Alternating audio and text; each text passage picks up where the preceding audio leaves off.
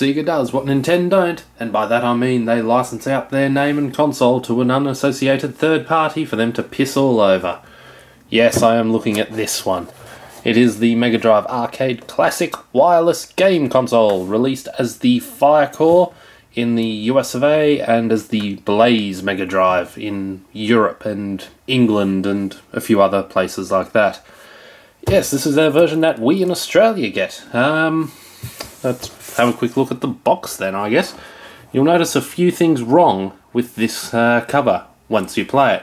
The 60 games included, that's a bit of a lie. Sonic the Hedgehog on the box, that's a bit of a lie. And Sega's main logo there is also a bit of a lie. This is not actually made by Sega. As I've said, it is a licensed copy. In fact, the company's logo, it does appear on the box there in very small print, but their official logo that they print, like this Sega Megadrive logo,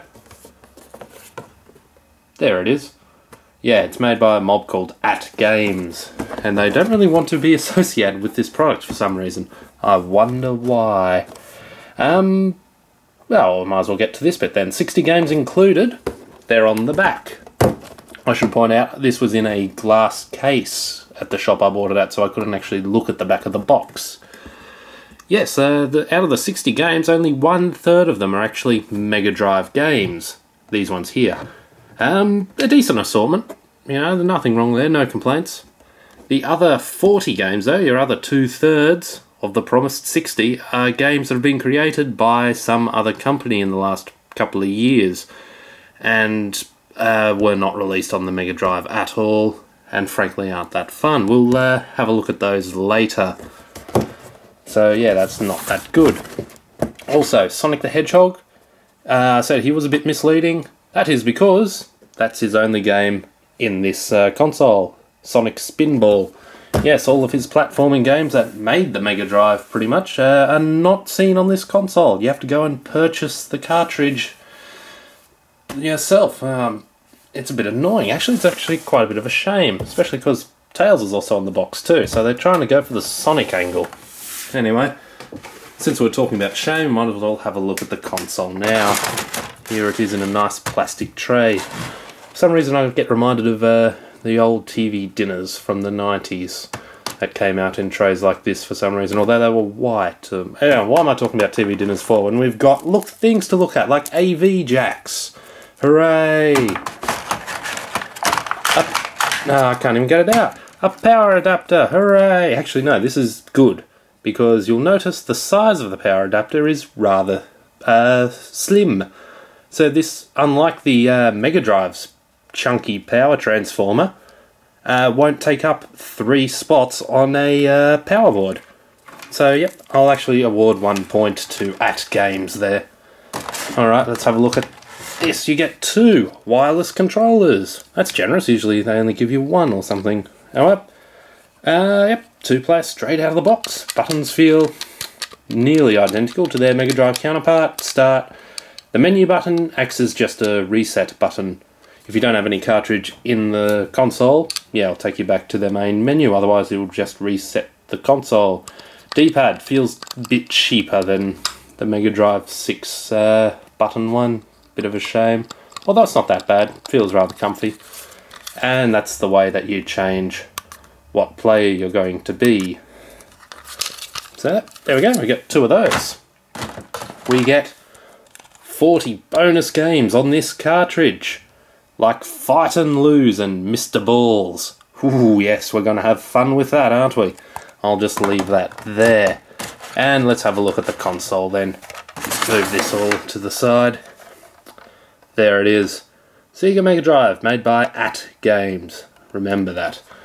Okay, as your infrared port for your joysticks, you get another 2 ports here if you want to use authentic Mega Drive controllers.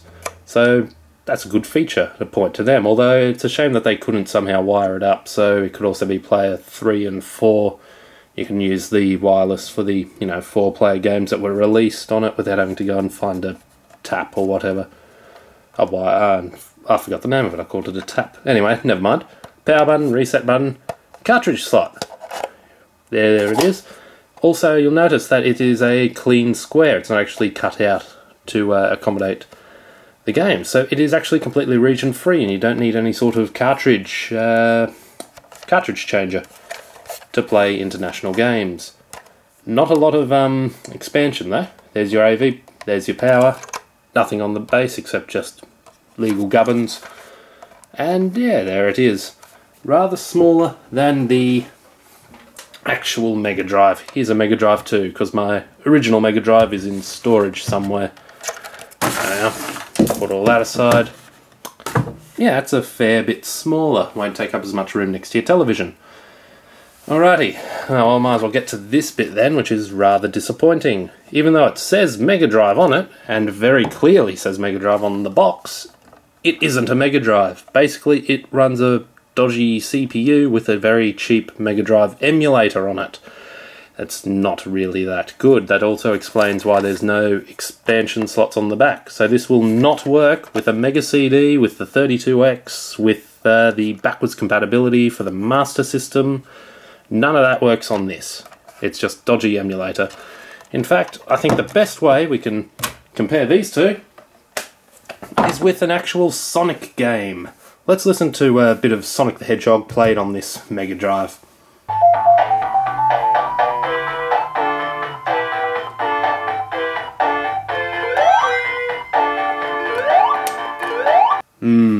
Now those were some good memories.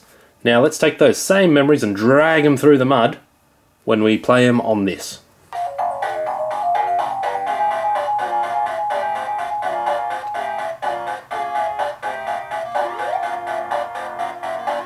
Yeah, it's not that good, is it?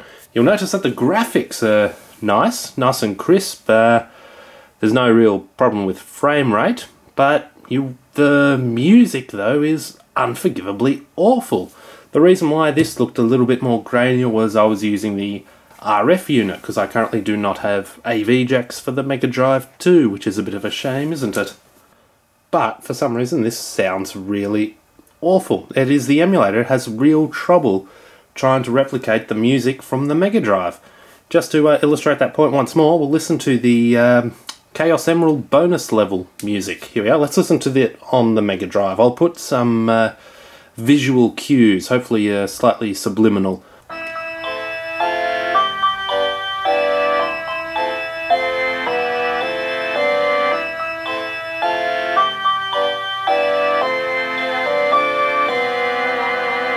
Lovely. Let's listen to it on this one now.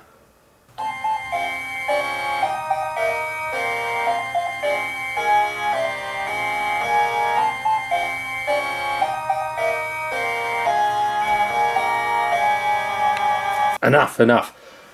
Yeah, that is, I'm not even sure how to describe it. That's just awful. So unless you're going to play games on this without any music and just completely muted, you're going to be a bit stuck, aren't you? Just to show you it isn't a fluke. Oh, I knocked the box down. Oh, it's all falling apart now, because I've put columns on the table. Yep, let's listen to it. Let's have 10 seconds on the Megadrive, actually.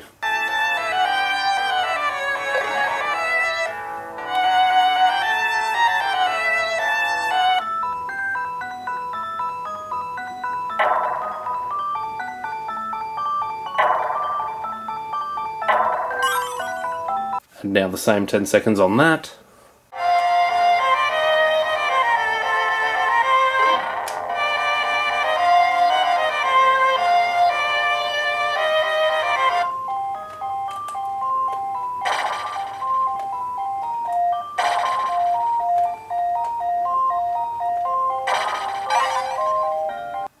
There's really no comparison, is there? I'm not sure how Sega would have allowed any sort of company to create something that wrecks the game, pretty much.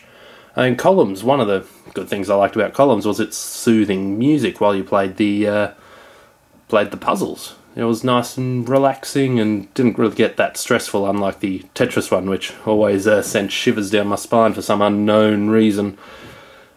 And yet, yeah, they've licensed it to this company who have not tested the console in terms of sound anyway, or if they have tested, they just did not care about releasing it in its sloppy state that it is in.